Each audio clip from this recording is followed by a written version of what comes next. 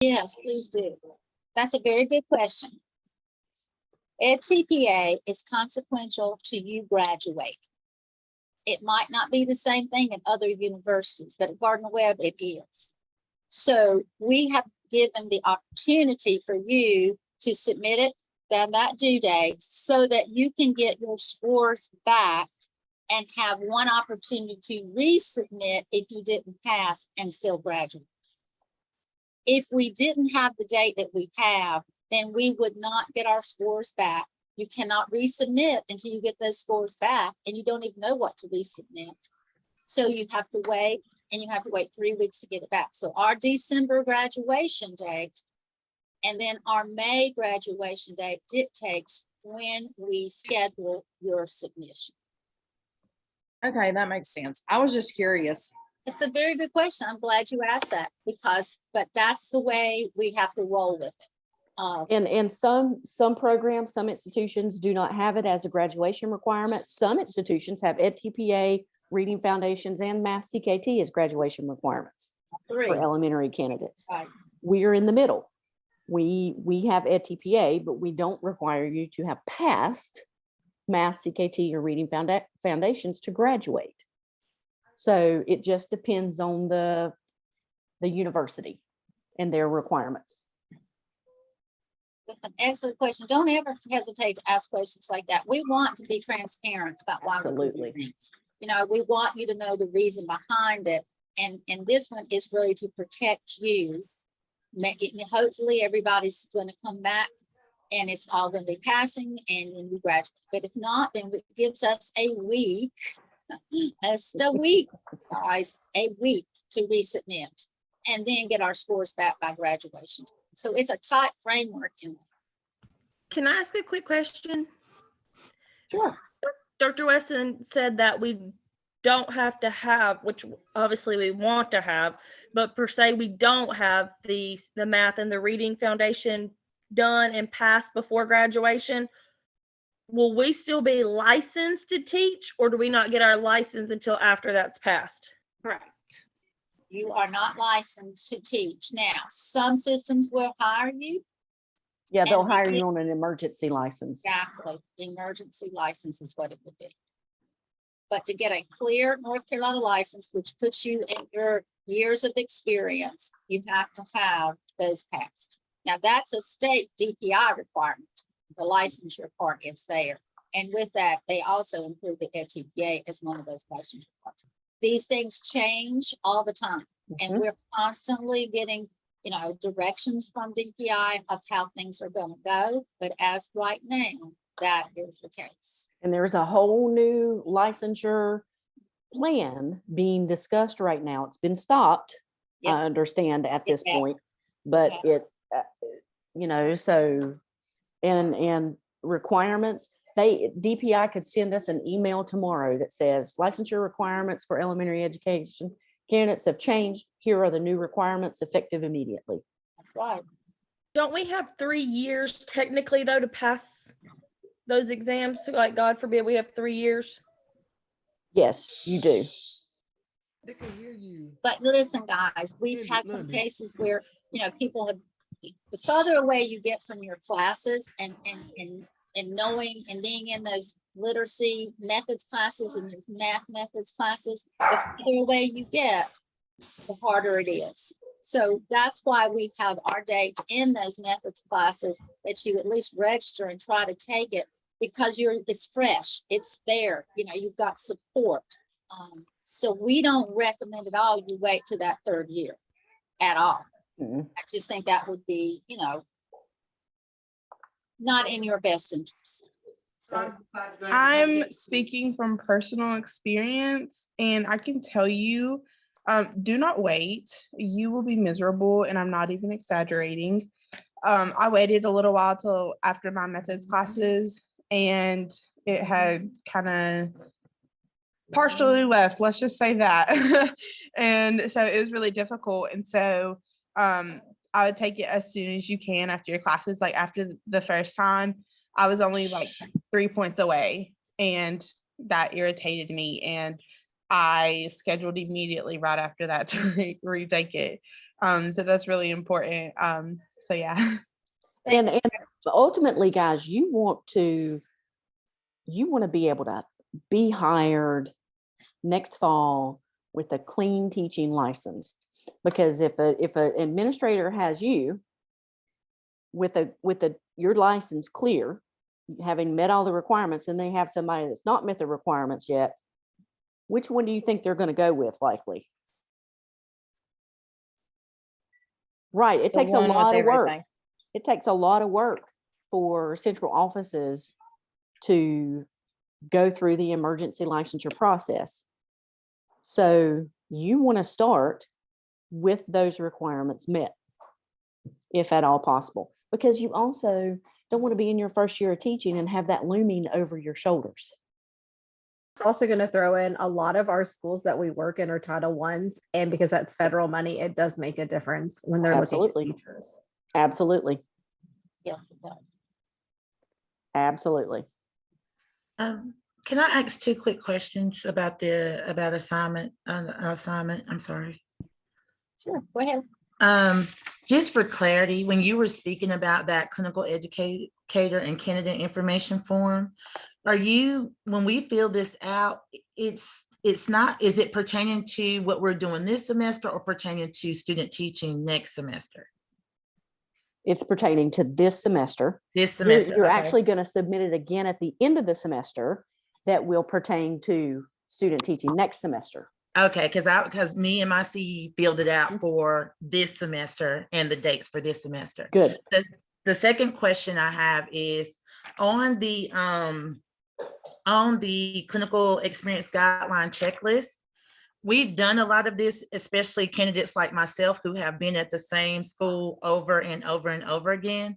Can I use those back dates, or do I need to start fresh? Like when it asks about knowing the plans or the copier and all that stuff, I've been through all of that. Can I use? Yeah, just put the first day of school or that's fine with that. Okay. Dr. Wesson, earlier when I joined, I think you all were talking about the form that Adrian was talking about. Is that form due this week? I don't want to get my classes mixed up Hang on, let because me. we just started school today. Yeah, I know. And I don't want to put too much pressure on my CE, and I don't want to overwhelm her with anything. But it's just like finding the right time to It's speak with the her. clinical experience plan. Is that the one you're talking Yeah, about? it's The due form to- where we It's due September the 4th. Oh, okay. September the 4th. Oh, well, that's like right there. It's right there, but we do understand when some of you are just starting. Yeah. Yeah, just shoot me an email and let me know for those particular types of situations. School is Okay. starting late this year for a lot Yeah. of our surrounding counties. So we certainly get that. And I mean, we got student teachers out there that just met their kids for the first time today. My grandson just met his kindergarten teacher today for the first time. Well, actually last week, but went to stay. What was- okay. What was the question y'all are answering? Because I got kicked out and had to go out and come back in. It was about the clinical plan. I think you've Okay. already got your answer to that. Okay. When it was due. It's not due until September the 4th. Okay. While we're asking questions real quick, the clinical experience guideline paper. This one, you know how you told me, Dr. Weston, it was on, like, there was an example. Okay, this is my question. The first thing is like contact and get acquainted with your clinical educator. I did that back in April. So can I put April's date? Yeah. So I can Sure. put back date stuff. Sure. Okay. All right. I just was curious. I didn't know if you wanted recent dates or when I But actually yeah, I mean, met her. those of you that aren't TAs, you need to be in those schools already. Okay, that's what this form is requiring you to do. So if you're not in the school all day, every day, then you need to be in there this week. Yeah, I having those conversations and talking with your CEs, okay? That's why that early date is in place. So Okay. Dr. Wesson, I have a question about that as well, because I'm not working as a TA anymore. I'm just subbing. So am I going to have the same clinical educator that I did last semester? I would say you need to email Dr. Holzhauser and ask her about that, Jessica. Okay, I would assume yes, but she needs to clear that with the school, with the school system. okay. Can you tell me her email address? I'll put it in the chat. Thank you. Okay, I have a question. I'm sorry. that's okay, Jessica. Go ahead. Okay. You Sorry. can- That's time to talk about your lesson plans. That's okay. I'm teasing. Oh, you. well, I'll take just a second, but, for this last assignment that we did, that was due last night, the management system report. Okay, so I met with my CE for the first time on Thursday. And I start, because their classes start today. Yeah. So I won't be in the classroom observing until this Thursday, because Thursday and Friday are my open days, so I can be there all day long, Thursday, Friday, which is great. But that'll be my first time in there. So I didn't know a whole lot of their procedures and stuff. So Yeah. So guys, just if you're in that situation, and thank you for bringing that up, Jessica. Uh-huh. If you're in that situation where you're not a TA, you're not in the schools already, your school started late, these dates were designed when schools were starting before right. August 25th. You Okay. know, and I am flexible. I would rather you wait and do the assignment thoroughly than, not do a great job on the assignment. Okay, so that's what I wanted to know. I went Yeah. ahead and did it. I looked up the Forest Hill Elementary Handbook. I went through the procedures on their handbook and kind of went through each of those and wrote those down and turned those in. Because I figured they're basically going to be about the same Right. as what I find out in class. Now I'm probably going to find out more, but if Yeah. you would like for me to redo that, then I Yeah, can. I'll clear it for you. Okay. Yeah. Okay. All right, Miss Settle, take over. I'm going to mute for a minute. All righty, I'm gonna gonna share with you for just a second. So, yeah, you on here so you can see, share my screen. All right, so we are in week 2 of our 435 class. Now, we've already done a lot of these things already tonight. I put those up for topics for discussion. We talked about the clinical placement. We talked about the management system report. And so now we're going to talk about your ATPA task 1, and we're also going to preview week 3 and 4. Okay, so that's what our goal is for tonight. So I'm going to skip these because we've already talked about those, and let's get right on into what you were to do this week. You were to watch 2 YouTube videos. That was part of your assignment. They are excellent videos for getting you started, especially next semester when you're doing your real EdTPA. I hope you watch those. I hope you bookmark those because you'll want to go back to those. So let's talk about some of the things that you learned. What did you learn from watching those 2 videos? Is that the Shelby girl? Yes. Yes. She basically goes through and I thought it was great. And I did bookmark it. Like I subscribed to her channel.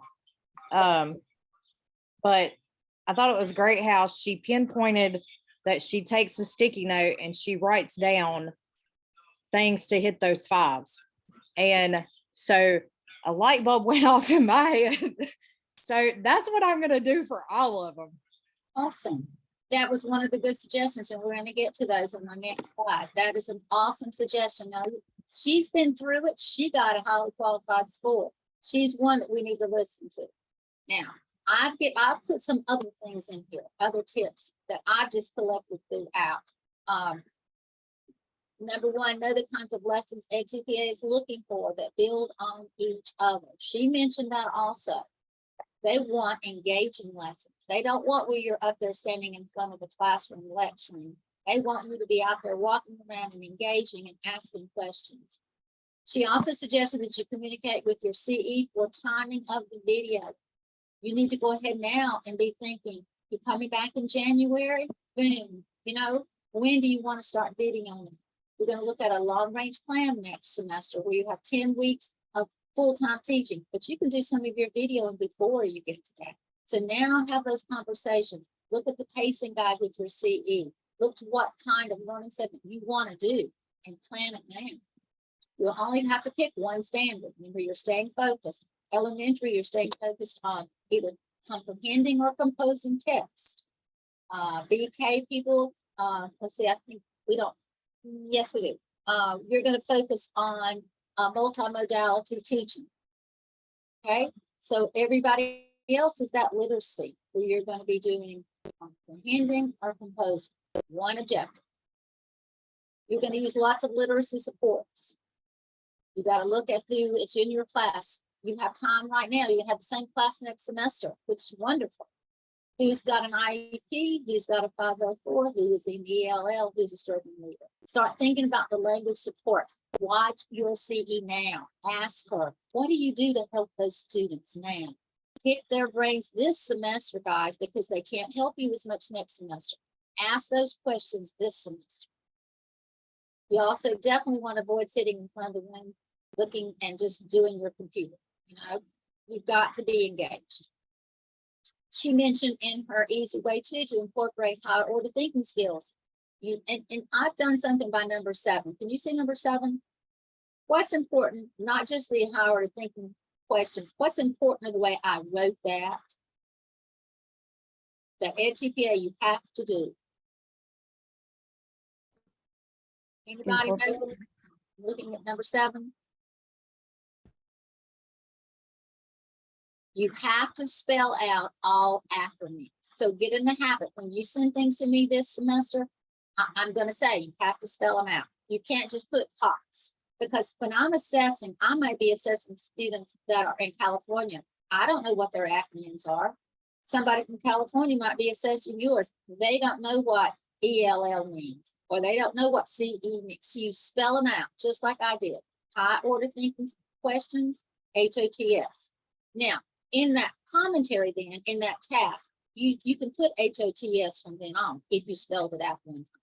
You can put CE if you spelled it out one time. But when you go to task 2, you're starting all over again. We do not see both tasks at the same time. So you have to start all over. Students must stop, think, share, and elaborate. That was one of her big suggestions. You don't just want to be up there talking. You want to think. You want to stop. You want to say, let's share. Tell me more.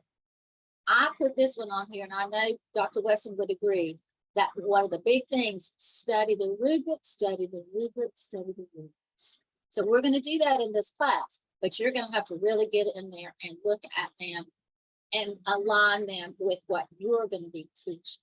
So those are the main things that she said and some that I said on there.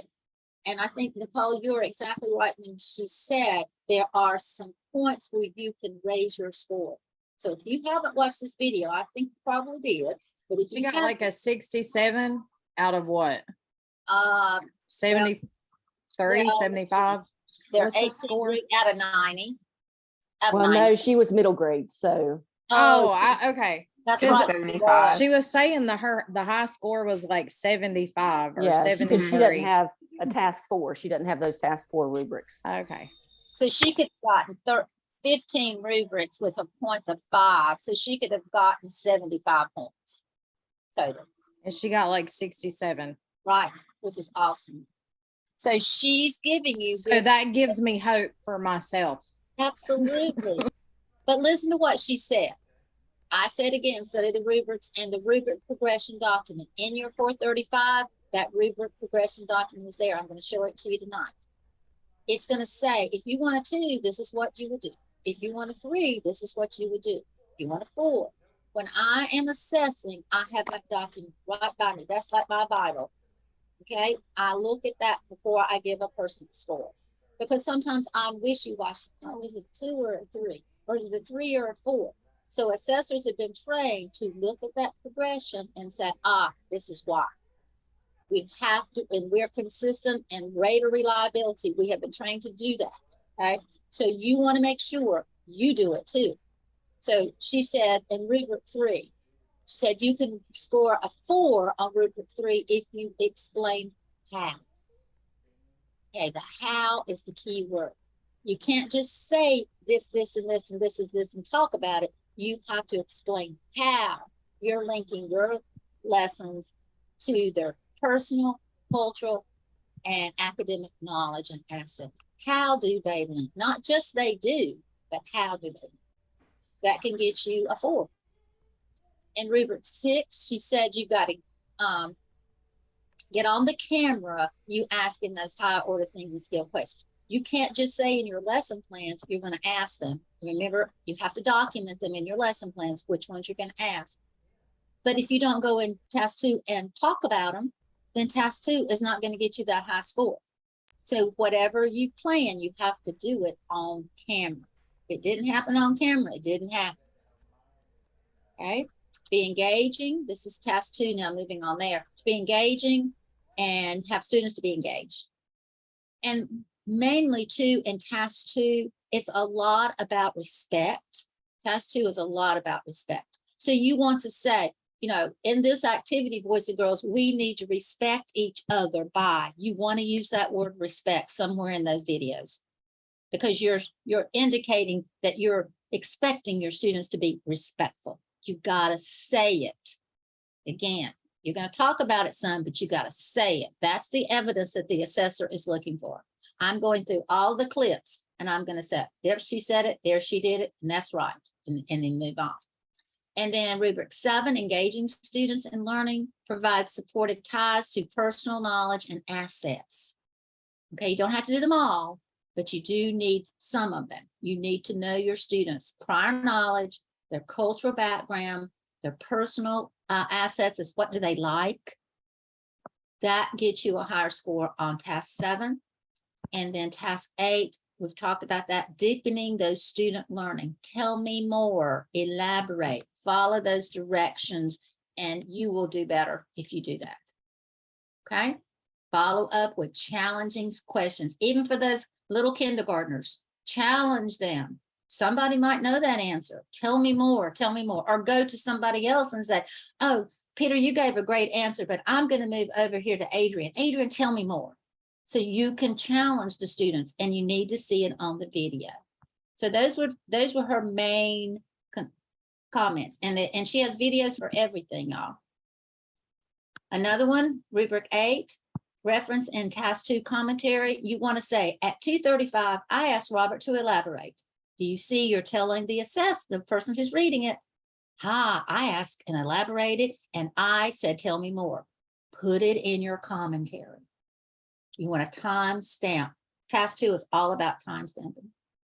Have students talk with one another and give a thumbs up if they agree. That's kind of you assessing them. That's an informal assessment. Provide, and then rubric 12, that's in task 3. You can receive a 4 or 5 if. Now, this is very, very, very important. And I learned this in a workshop not too long ago with other assessors. I was looking, and we were all looking, that students were giving strengths and weaknesses. We were doing that, but we were just getting these 3s. We couldn't figure out what was going on. Well, we finally figured out to get those 4s or 5s, you also have to say, what are the next steps that student is going to use when they're using your feedback? That gets you the high scores. You're going to do glows and grows or pluses and minuses. You'll have a rubric. Remember, you have to have a rubric for all your assessments. And when you're scoring that, even in kindergarten, you need to say glows and grows. And next time when we do this, I want you to, and then have the student tell you what they're going to do. Okay. That's the part that we were missing. The next step there. Okay. Miss Settle, real Yes. quick, are you going to give us access to this PowerPoint? No. No. Okay. Okay. most of the stuff we've already gone over and it's in your text, it's in your handbook. I got those steps right there, except a few of mine that I added from those videos that you were to watch. I want y'all to be in the habit of being self-sufficient in this, okay?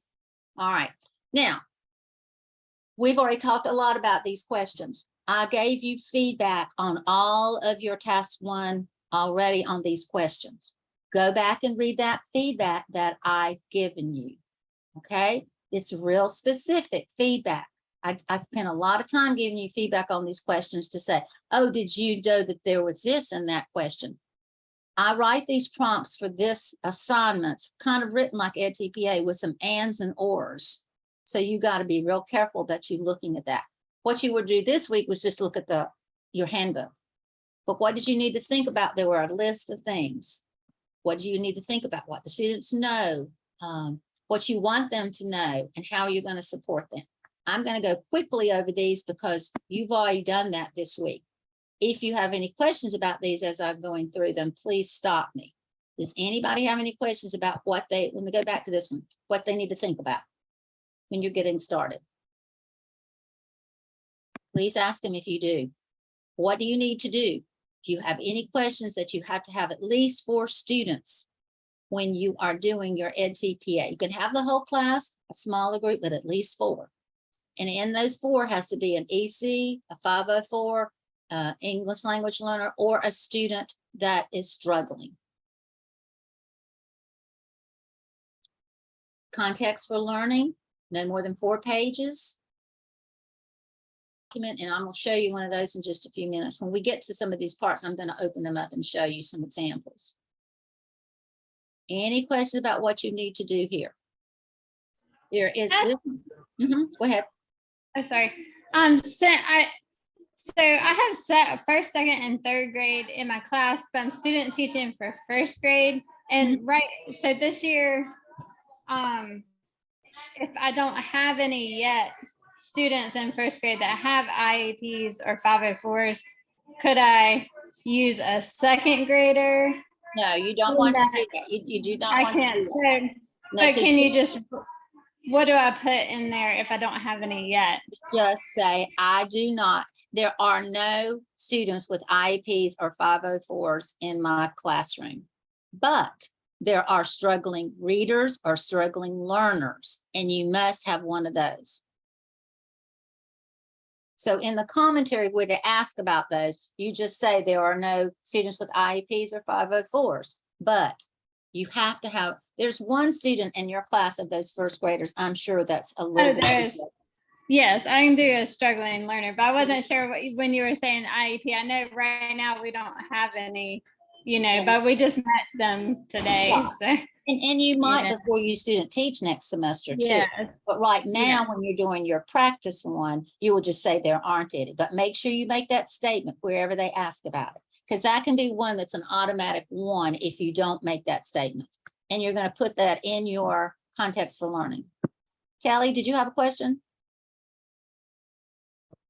Yes, I'm the teacher of record, so I'll have my same students throughout the year. I'm in the same boat. I don't have any of those. I also don't have any students who get pulled for ESL. I have a couple Hispanic students who were in ESL, but now I'm a second grade teacher and they've tested out. So could I use them and just say? No, if they're tested out, no. Go ahead and just use a struggling student. Okay. But they may be your struggling student also. And you can indicate that they have tested out, but they're still struggling. Okay, good question. Jessica? Okay, so I just found out that my clinical educator on Thursday when I met with her that she has a combined classroom this year. So it's not just second, it's first too. So now I'm just like all over the place because I don't know if I just need to if I need to just stick with second, or I just need to stick with first, because she wants me to do not necessarily teach, but like help her with both grades. Well, see, right now you're in 435. So you are able to help her with both grades. When you student teach, you will have to teach and work with both grades. All right, but when you're doing your EdTPA, I would suggest choosing one of those grades and just doing it with that one grade. Okay. Okay, but now when you student teach, Jessica, I student taught in a combined classroom. I had to do all the students, but for Ed TPA, stay focused. Okay. So Okay. one, and you'll have just that first or whatever grade objective. Well, it worried me just a little bit because I know that we haven't started like teaching and you know, Right. all that kind of You, stuff you yet. will love a combined class. I loved my combined classes. Okay. Okay. All right, Elaine? Eileen, I'm sorry, don't have my glasses on right. Eileen? Sorry. question? Okay, I had a question. When I think it's more for when we're filling out the context for learning. Okay, So I have a student who has an IEP. He does get pulled out. If he will not be in the classroom while I'm doing my Mhm. recordings or my lessons, do I still need to include him on there or no? no, no, Okay. you only include on there who is in your group. Okay. Your classroom is your group that you're teaching. Okay. So you do not. Okay. Okay, Ryan? My question was, does it matter what the IEP is for? Because right now, I think I have like a grouping of AIG in each one of my classes because I have two because we switch halfway through the day. And one of my, I think the only 504 or IEP I have is all for speech. Mm-hmm.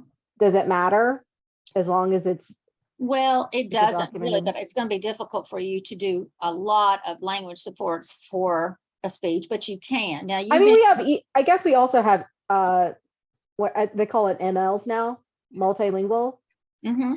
Yeah. you versus, could go I for mean, they that. don't call them ELEs anymore. Yes, you But I could didn't do- know if because the IEP that I have is specifically for speech, if that made a difference or not.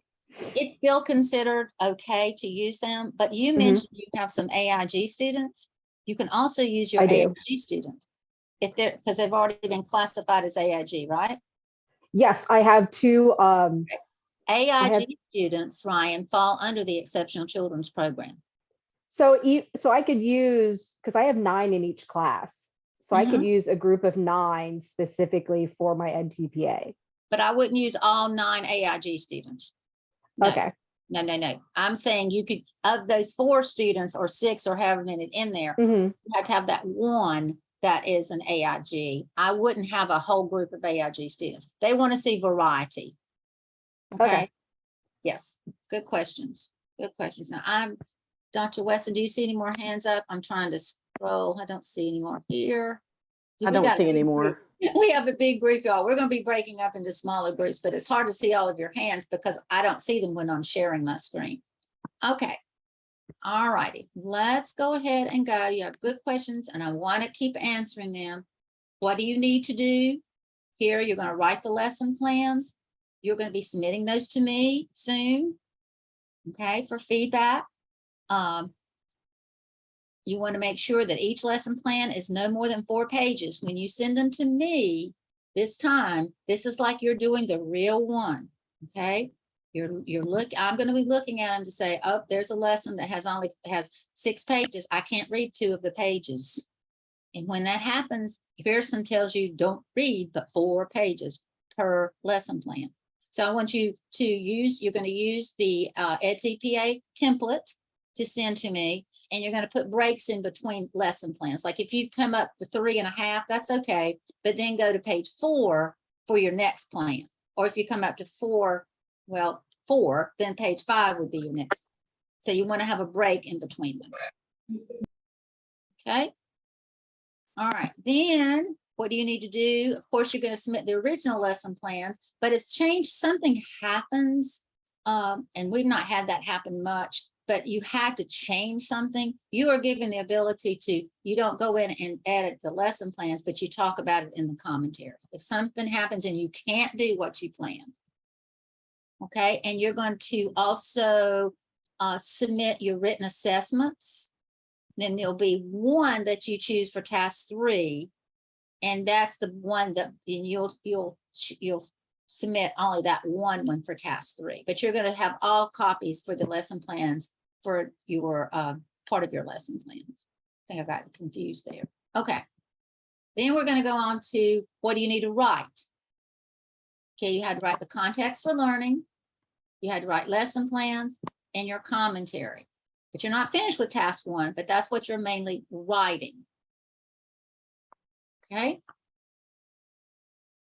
Let's go on and look at some commentary. This is the blank document that you will be completing for task 1 and submitting to me. You all have done this before, right? Everybody has done this in classes and received feedback, correct? Okay, so it's nothing new. It's just that this is a real important time to get a lot of feedback. You're going to describe the central focus. And you have bullets. Don't forget the bullets. You want to address those bullets. If I were doing it, I would make sure that every one of those words was in a bullet, and I would bold that statement. When it says central focus, and then this one right here, my central focus is comprehending text, or my focus is composing text. Okay, so you talk about it within those brackets. You explain how your plans build on each other. You talk about how you know your students. Now, you need to do this. You need to give a pretest in order to be able to really write your plans. You need to do a pretest. Now, I know some of you just got started, and like Dr. Wesson said, you know, I will work with you if you come and we talk about I couldn't do this and I couldn't do that, you know, to extend it if we need to. But these are not due for a couple of weeks. So I think you'll be okay, because you cannot write about the knowledge of your students unless you do a pretest, because this part has to be related to you, what you're teaching, not in general. You're not saying all third graders or last year's third graders.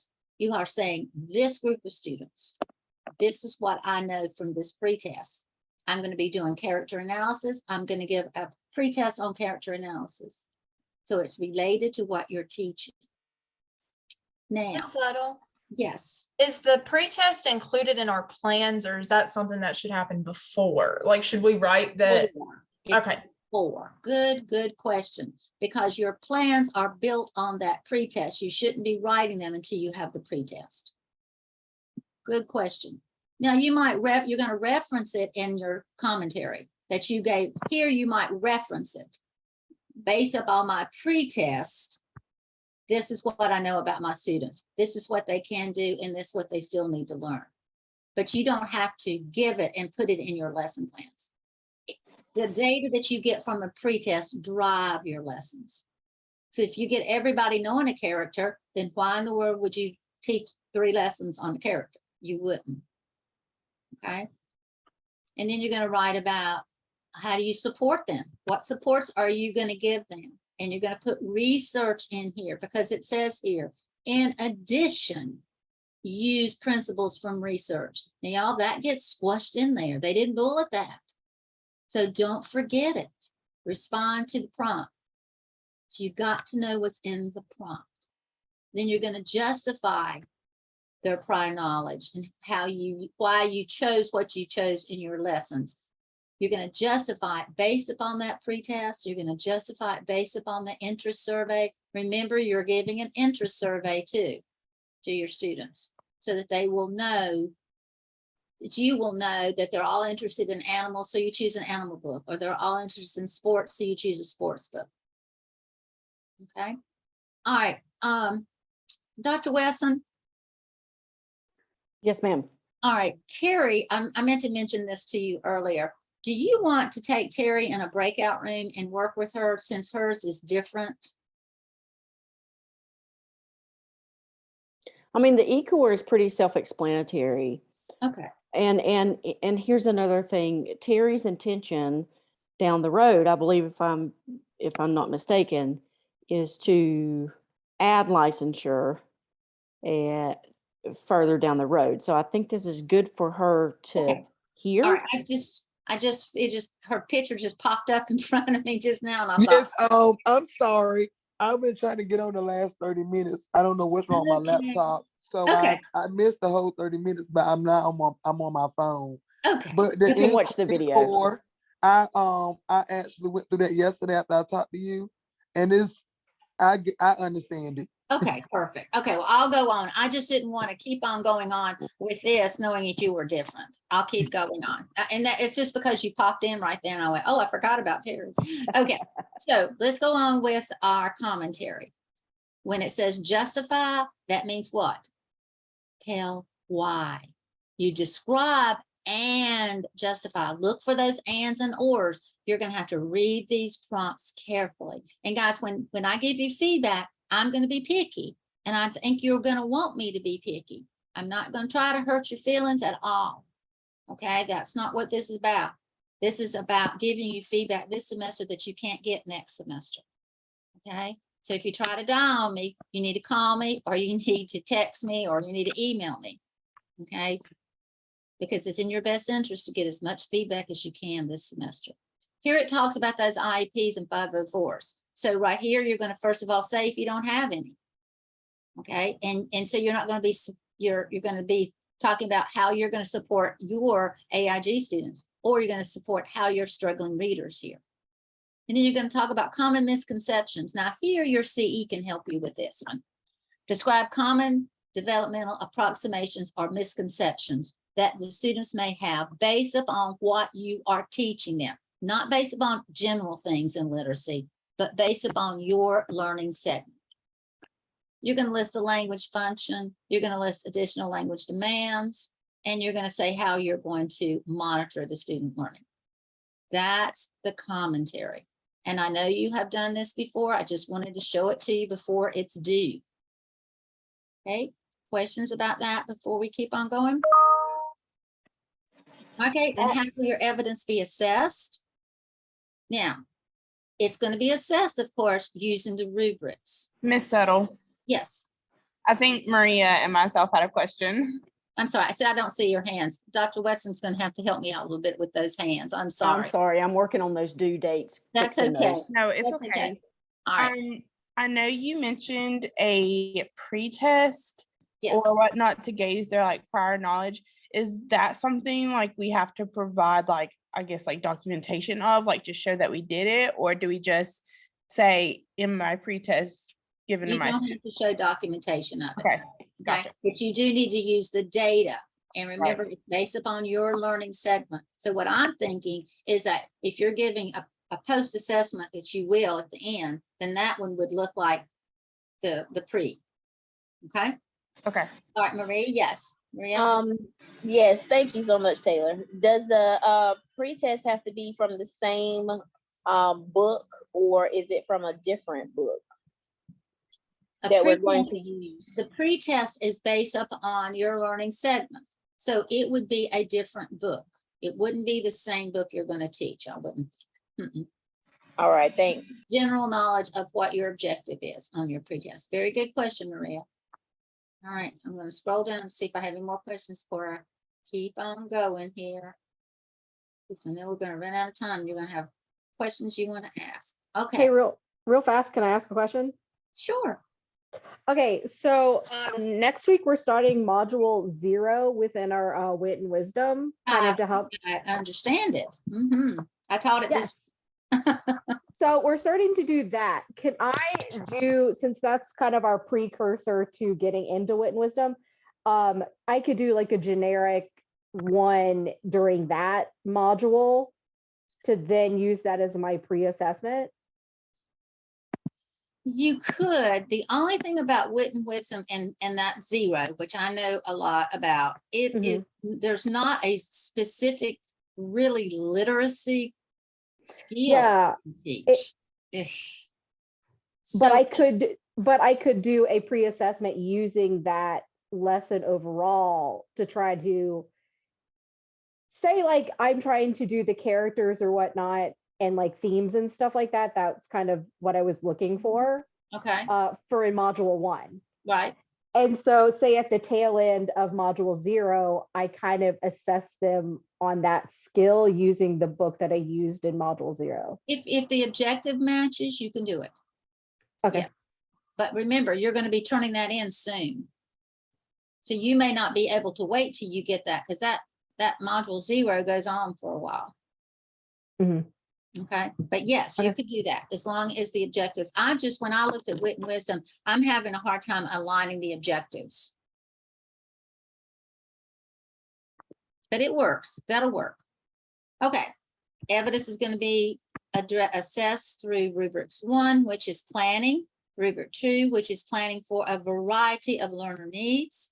Rubric 3, assessed on how much knowledge you know to inform your teaching. That's that pretest.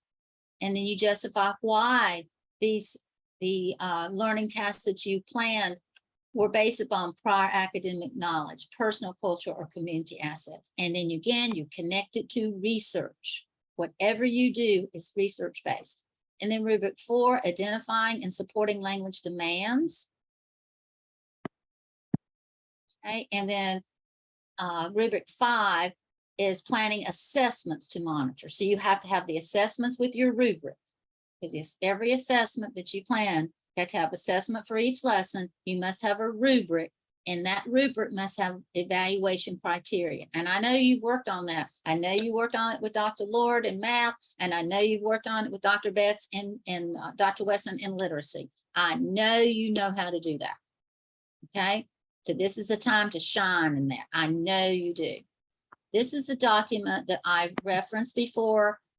You can Google this and it'll come right up, guys. If you just Google EdTPA understanding rubric level progressions, or you just do EdTPA scoring or EdTPA levels, this document comes up.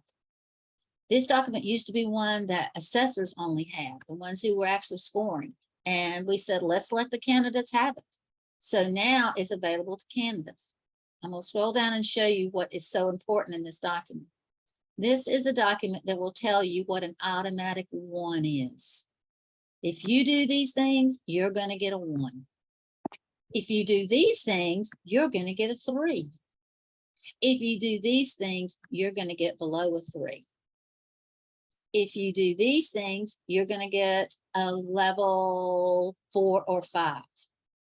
Now, don't you want to know that when you're writing your EdTPA? Yes, because again, this is the document the assessor is going to use, and they're going to say, I think it may be a 3, but I'm not going to think, I'm going to see. Now, did they have a clear central focus? Do they connect it to this? So I have to look at those exact words in there. I have to go to your commentary or go to your lesson plans and either think yes or no. And that's what determines it to be a 3 or a 4, or going back, what it determines it to be an automatic 1.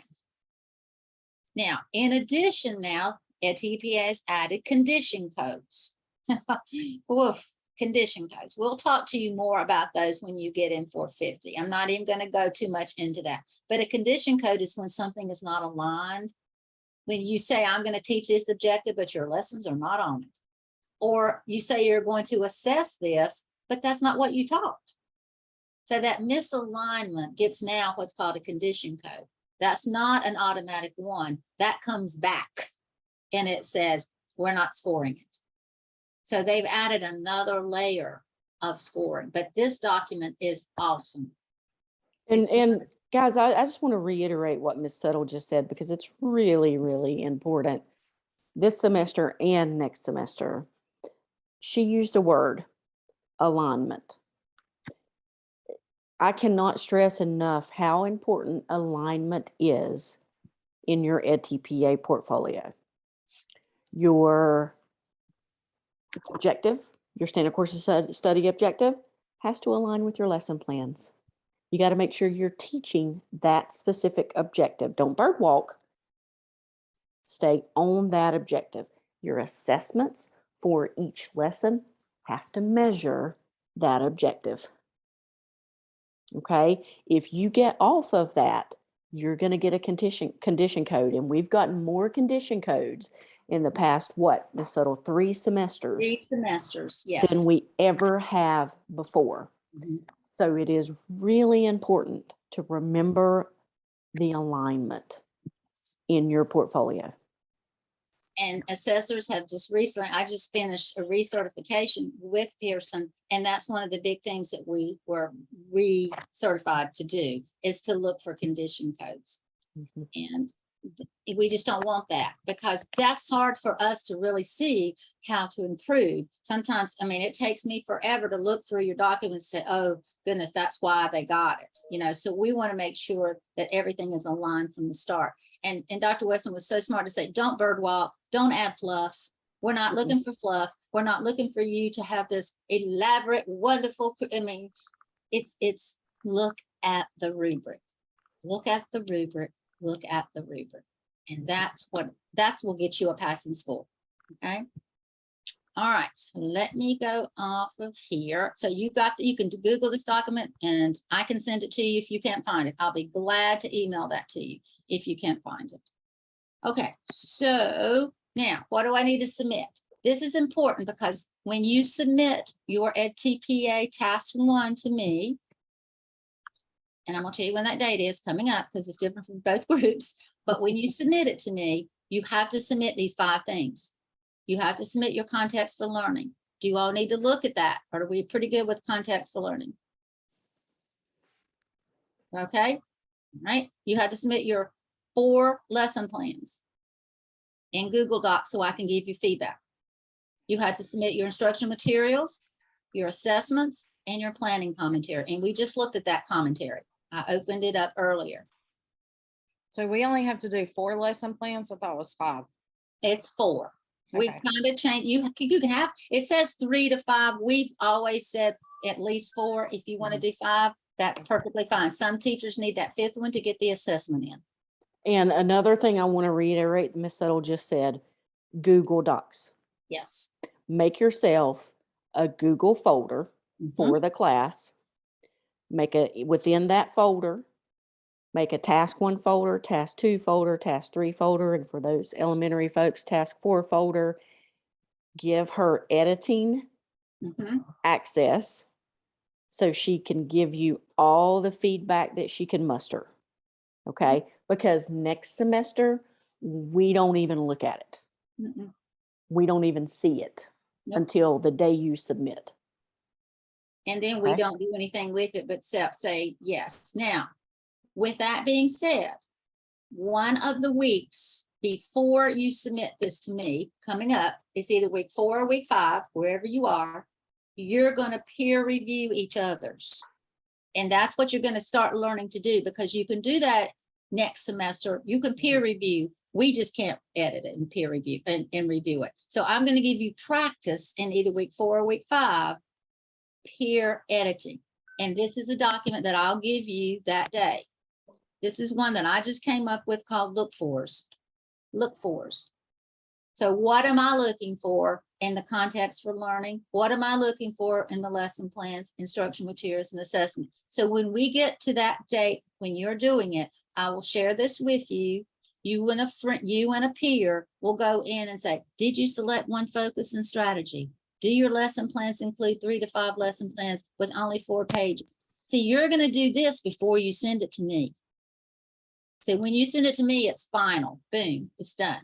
But this week, you and your peer, I'm going to give you most of the time in class, are going to peer edit. And we're only going to peer edit task 1. We're not going on to the others yet, just task 1. We're staying focused. So you and your peer will answer these questions. Okay. You don't have to have taught it by then. No, but this you is need to just have your stuff- learning segment written and your commentary written. You need to have those pieces that Yes. part A, part B, C, D, have all of that ready Correct. so that you can talk about it with your partner or peer group. Because that's going to be your best. And you can even now talk to your CE about it. They can give you as much feedback. You can go to somebody that is nationally board certified. You can go to somebody who just submitted EdTPA and get help before you submit it to me. Now, I'm going to show you another thing that you're going to have. Let's see if I get it here. Okay.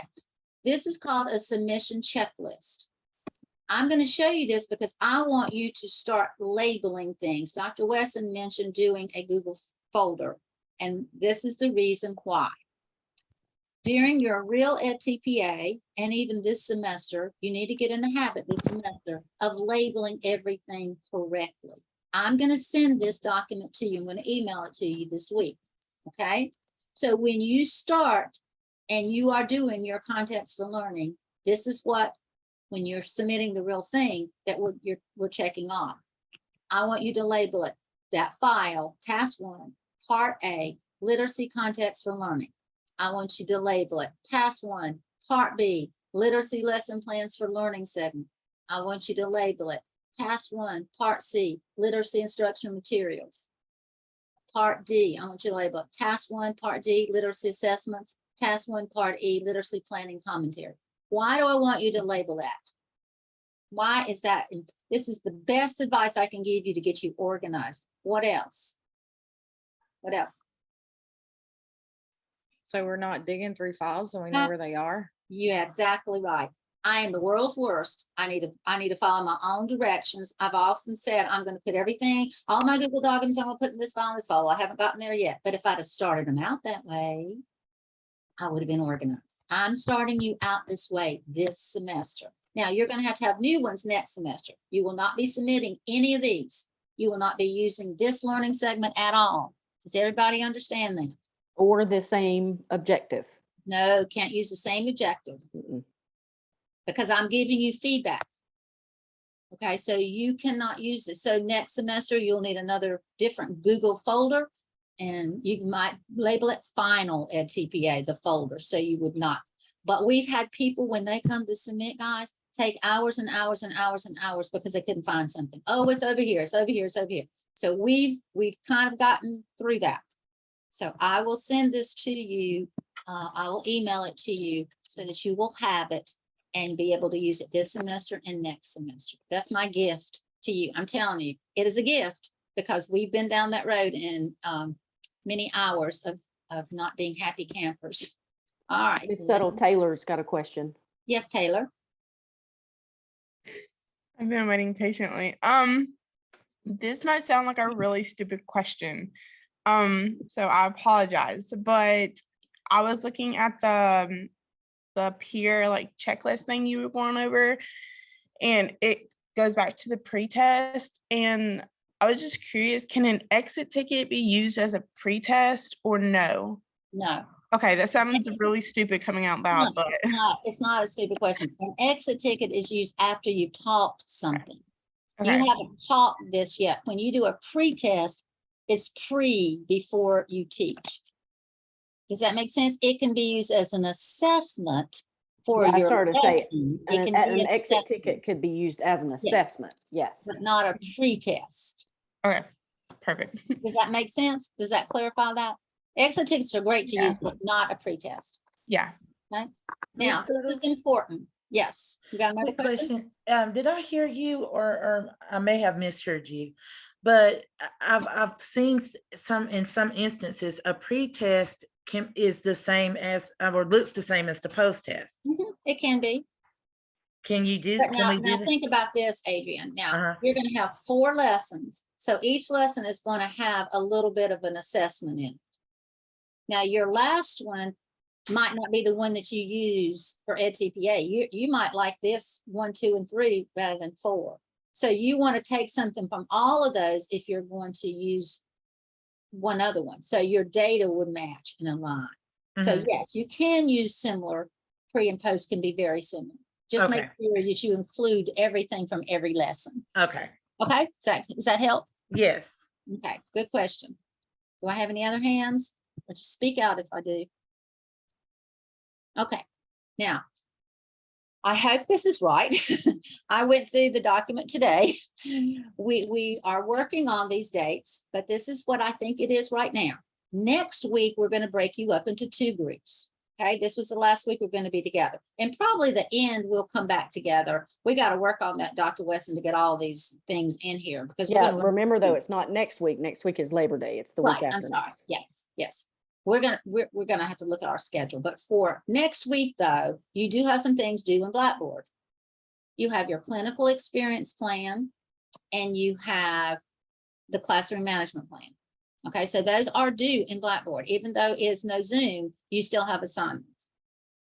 And then the 4th week, some of you are gonna come to Dr. Wesson's group And you're gonna talk about the clinical experience log, you're gonna talk about classroom management, you're gonna talk about all kinds of great student teaching stuff. Okay? If you come to me, you're gonna be in my group, and that's when you're gonna bring all 5, that should be all 5 parts or all 5 something. I don't know where that word came from, but that's not right. All 5 tasks, that's what it's supposed to be. All 5 tasks, part 1 parts to Zoom for peer review. So week 4, guys, if you're in that O2W, you have to have everything ready for peer review. So I'm sorry, this is Terry. Do I just need to go to Dr. Weston class every week, Yes. or so don't come to the O2W class? No. You'll log in But each she week. won't have anything to submit to peer review. No, but she can still listen and participate in the, Peer review. yeah. Okay. So you will stay in the group. In other words, you will stay with the group. The groups are not gonna, they're gonna change either being with me or Dr. Wesson, but the group makeup is not gonna change. But when they submit all 4 lesson plans, I won't have nothing to submit. You will have the component 1 to submit. Okay. You'll have your component. Your 1 will E-core be due when component their 1. task 1. So your draft of your component will be due when their draft of the task 1 is due. Your draft of component 2 will be due when their draft of task 2 is due. Okay, I missed the first. Well, I was there. I just couldn't hear anything because my speaker. Do everybody know what group they in, or do y'all haven't discussed that yet? So look at it's your section of 435. When you log into Blackboard at the top, it says 202210, and it'll say EDU 435 OW or O2W. Okay. Okay. So look at the top of your 435 Blackboard page when you log in. And when you click on the link to come into the class, and it will tell you your section, and that is going to be who you are for the rest of the semester. Right. Okay. Okay, And I I'm can glad tell you you- asked that, Terry. Terry, I can tell you that you're O2W because I've got it on my form here. So if any of you have any questions, just let us know, but that's where you'll find it. And that will be your group. But 1 week you'll be with me, the next week you'll be with Dr. Wesson. So we flip flop. Right, but are y'all gonna have different Zoom links? Because Yes. mine just says OW, so I would be with Dr. Wesson. Right, we didn't want to put that in here this week and confuse you because we already confused you enough. So we will have my Zoom link will be in there Okay. by week 4, because you're not going to Zoom on week 3. So by week 4, we will have that Zoom link in there. And we haven't decided yet if it's just going to be easiest for us to send that out to you guys in an email each week or to put it in the shell. We Probably haven't. Yeah, we've got to work. We it haven't out. decided yet. So just to take just a few minutes, because we're over again, to talk about the classroom management plan. Guys, what you're doing here is you're thinking about all of these different pieces and parts of classroom management. Remember when you took 375 and you put together that management plan at the end of the semester, and I told you guys this is a springboard for something that you're going to be doing in your pre-student teaching semester. This is it. Okay, so you are thinking about discipline, you're thinking about procedures and routines, you're thinking about absences, all of the things that are bulleted there. I want to know where you are in terms of your thinking and process for each of these. What are you going to do with absences? How are you going to do homework? What are you going to do if a kid misses work or misses a day? What are you going to do about, bathroom? Just simple things like kids going to the bathroom. Where's the pencil sharpener? Right. Using the pencil sharpener. Is going to the bathroom something that they're going to have to raise their hand and interrupt you to ask you to do? Or will you have a procedure in place? And if so, what will it be?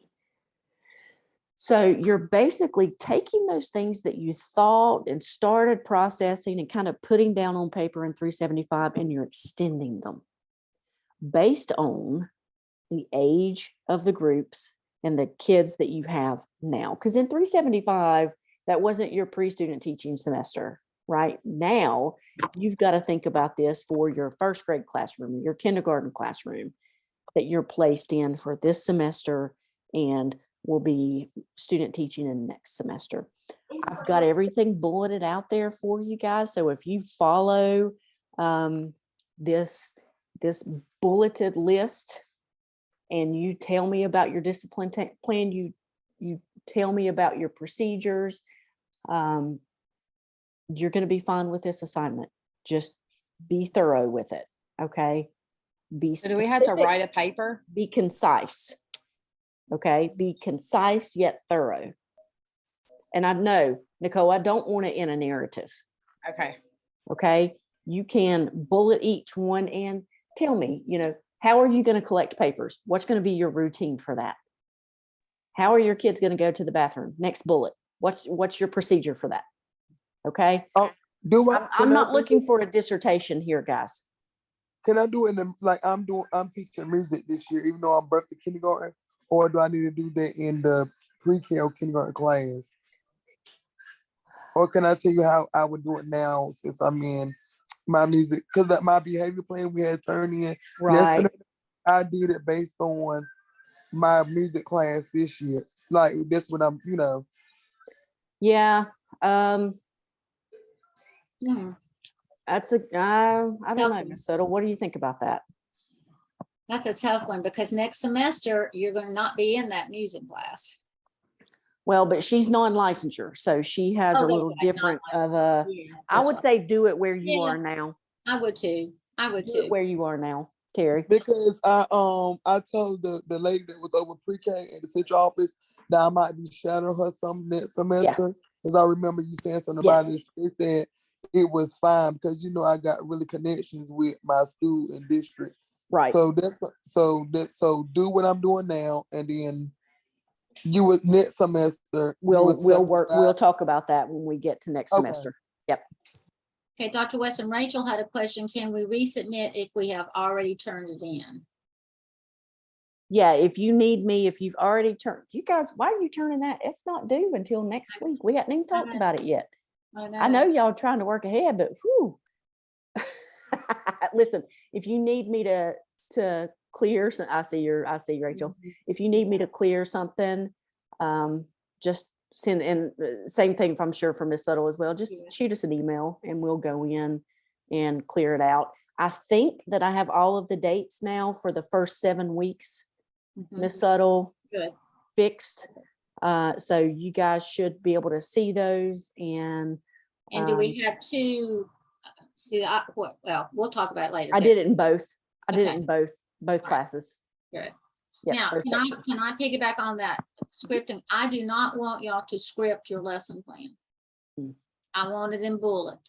Do not script. It takes up too much space of your 4 pages. So do not script. You need to give me details. You can't just say review. You have to tell me how. You can't just say, vocabulary. You have to say which one, but you don't have to make a whole complete sentence out of everything and run it all together. Bulleted it so that you'll be able to use it. I want you to be able to use these lesson plans. They're for you. Lesson plans are for you. Okay. Now I don't. Can I ask a crazy question real quick? Yes, because you always ask crazy questions, so you push it. Are y'all firm on 5 o'clock on Sunday? Are we what? Firm? Yes. Like your assignments? Yes. Okay. Yes, we are. And the reason for that is we got to get them graded. We got to get them graded before we have your class, because how are we going to know what your needs are if we haven't graded you? So we got to do that. Okay. So I understand. I was just curious. Yes. Okay. You knew the answer. Well, I mean, everybody else is like midnight. So no, I am on that because I want to be able to give you feedback. And guys, you need to get yourself in the habit of having that hard deadline, because when you get to next semester, whether you're doing 450 or 440, you're going to have hard deadlines.